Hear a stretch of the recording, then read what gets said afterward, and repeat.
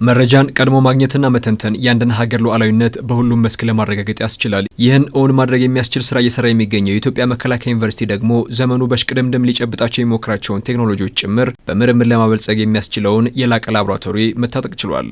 በየትኛውም ዓለማት ውስጥ የቴክኖሎጂ መነሻው መከላከያ ሰራዊታቸው ነው። መከላከያ ሰራዊት ውስጥ በርካታ የሆነ እውቀት፣ በርካታ የሆነ እይታ እንዲሁም ደግሞ በቂ ኢንፍራስትራክቸር የሚኖረው ብዙውን ጊዜ ከመከላከያ ሰራዊት ነው።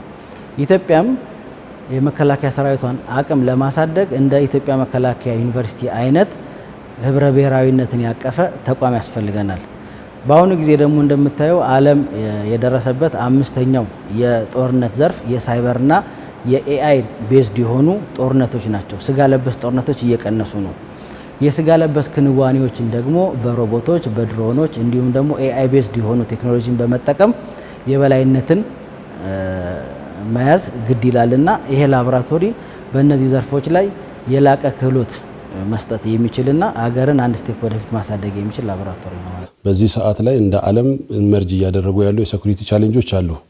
ስለዚህ እነዛ ቻሌንጆች ቤዚካሊ የሚያጠነጥኑት በኤአይ ላይ፣ በአውቶኖመስ ሲስተም ላይ፣ በድሮኖች ላይ፣ በሳይበር ሴኩሪቲ ላይ ነውና እነዚህን ቻሌንጆች አድሬስ ማድረግ የሚያስችል ተቋም ደግሞ ያስፈልጋል። እንደሚታወቀው በአገር ደረጃ መከላከያ ብዙ ትራንስፎርሜሽን እየሰራ ይገኛል። ከአንዱ ትራንስፎርሜሽን ደግሞ ይሄ ቤዚካሊ በዘመናዊ የሰራዊት ግንባታ ላይ ትልቅ አስተዋጽኦ አለውና ይሄ ላብ ከነበረው ላብ የሚለየው ምንድነው? እነዚህ የሴኩሪቲ ቻሌንጆችን አድሬስ ማድረግ የሚችል በምርምር በእውቀት መደገፍ የሚችል ላቦራቶሪ ፋይዳው ትልቅ ነው። ይሄ ላብ ማለት እንግዲህ ስናለምለት ህልም ከ3 ዓመት በፊት ህልም ነበረ። አሁን ግን እንዳያችሁት እውነት ሆኗል። ይሄ ላብ ማለት ከመከላከያ አንግል ስናየው በመከላከያ ሳይት ስናየው ብዙ የሪሰርች ስራዎች ይሰራሉ። ነገር ግን ምንድነው የሚሆኑት? ሼልፍ ላይ ሊቀመጡ ይችላሉ በየትኛውም ዩኒቨርሲቲ ላይ እንደሚሆነው። አሁን ይሄ ላብ ግን በመገንባቱ ምክንያት ምን ሆኗል? እንዳያችሁት ፕሮቶታይፕ የተመረቱ ምርቶች አሉ። እነሱ በ15 ቀን ባልሞላ ጊዜ ውስጥ በ10 ቀን ውስጥ በ5 ቀን ውስጥ የተሰሩ ስራዎች ናቸው እነዚህና ከምርምር አንጻር የምናስተምርበት ሴንተር ነው። ላቦራቶሪው በዋናነት የሀገር ውስጥ የሳይበር ደህንነትን ለማረጋገጥ የመከላከያን አቅም በእጅጉ የሚያሳድጉ የአርቲፊሻል ኢንተለጀንስ ስራዎችን እንዲሁም የኃይል ቁጥጥር ቴክኖሎጂዎች ላይ ይሰራል። በተጨማሪም ለመከላከያ ኢንዱስትሪ በእጅጉ አጋዥ የሆነ የአውቶሜሽን ላብ፣ የኮሚኒኬሽን ኤሌክትሮኒክስ ላቦራቶሪ፣ የመከላከያ እቃዎችንና መለዋወጫዎችን በሀገር ውስጥ ማምረት የሚያስችሉ የ3ዲ ዲዛይንና ፕሮቶታይፕ ላቦራቶሪን ጨምሮ የነርሲንግ ሲሙሌሽን ላቦራቶሪን በውስጡ አቅፏል። የመጀመሪያው ላብ የሳይበር ሴኩሪቲ ላይ የሚያጠነጥን ነው። 2 ላቦች ናቸው በውስጡ ያሉት፣ ሬድ ዞን እና ግሪን ዞን የምንለው ነው። በሬድ ዞን ላይ ፎከስ የምናደርገው ምንድነው? አታኪንጉ ነው። ያው እንደ መከላከያ አሁን የባህር ኃይል፣ የምድር ኃይል፣ የአየር ኃይል እንደምንለው ሁሉ ሳይበር አንዱ ኃይል ሆኖ መጥቷልና ቅድሚያ ከሁሉም ውጊያዎች የሚጀምረው የሳይበር ውጊያ ስለሆነ ሳይበር ላይ አድሬስ የሚያደርግ እንደ ኢቲካል ሃኪንግ እና ፔኔትሬሽን ቴስቲንግ የሚሰራበት የምርምር ፋሲሊቲ እና ሃርድዌርም የሶፍትዌርም ፕላትፎርሞች የተሟሉለት ተቋም ነው።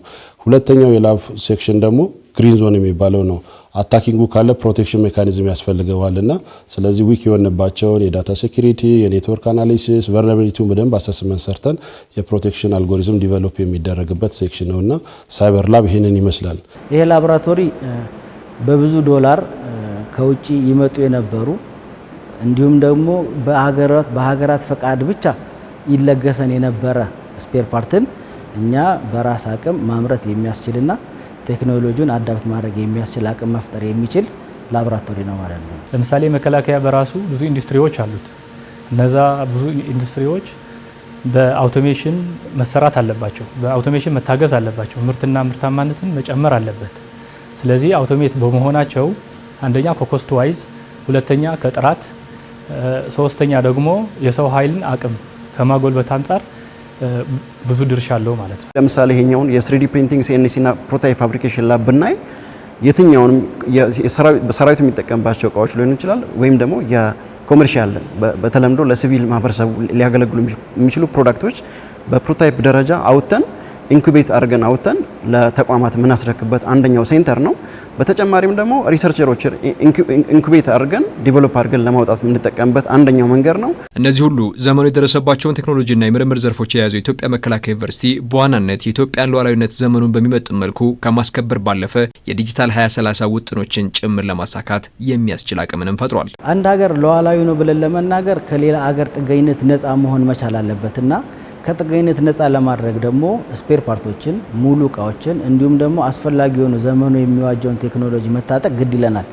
ስለዚህ ይሄንን ማድረግ የሚያስችል ማንኛውም አይነት ከፕላስቲክም ይሁን በብረት ስፔር ፓርት የሚሆን ሞጁላር ፕሮዳክቶችን ማምረት የሚያስችል አቅም መታጠቅ ደግሞ ሉዓላዊነትን ማረጋገጥ ዋናው መሰረት ነውና ይሄን ማድረግ የሚያስችል በማሽን የሚሆን በሰው ኃይል ብቁና ንቁ የሆኑ መምህራን፣ ቴክኒካል አሲስታንት እንዲሁም ማሽነሪዎችን መያዝ በራሱ ሉዓላዊነትን ለማረጋገጥ አንደኛው መንገድ ነው ማለት ነው። ዲጂታል ኢትዮጵያ 2030 ላይ ከፔጅ 10 እስከ 15 ወይም ደግሞ ከሚቀጥለው ላይ ደግሞ ከገጽ 59 እስከ 65 ብናይ በሴክተር ደረጃ ሜንሽን የተደረጋሉ። ማኑፋክቸሪንግ፣ ሄልዝ ሊሆን ይችላል፣ አግሪካልቸር እነዛን ነገሮች በምርምር ሰፖርት ማድረግ መደገፍ የሚችል ተቋም ስለሆነ ይሄን በኩራት መናገር እፈልጋለሁ። ከዚህ በኋላ ሸልፍ ላይ በብዛት የሚቀመጡ ምርምሮች አይኖሩም። ፊዚካሊ ወርደው ማህበረሰቡን ችግር በተጨባጭ መፍታት የሚችሉ የሰራዊቱን ችግር መፍታት የሚችሉ ምርምሮች ይሰሩበታል የሚል እምነት አለኝ። መከላከያም ዩኒቨርሲቲ እንደ ከፍተኛ ትምህርት ተቋም ዋና የተቋቋመበትም ኮርፖሬት ዩኒቨርሲቲ ስለሆነ መከላከያ መደገፍ ነው። በተለያዩ የምርምር ዘርፎችና ሰራዊቱ የማድረግ አቅሙንና ኦፕሬሽናል ካፓቢሊቲውን ማሳደግ የሚያስችል ኢንፍራስትራክቸር የያዘ ነው። ስለዚህ ወደፊት በምንሰራቸው የምርምር ስራዎች ሰራዊቱ የታጠቃቸው መሳሪያዎች ዘመናዊ በማድረግና ውጊያ ወደሚጠይቀው ዴማንድ ማምጣት ነው።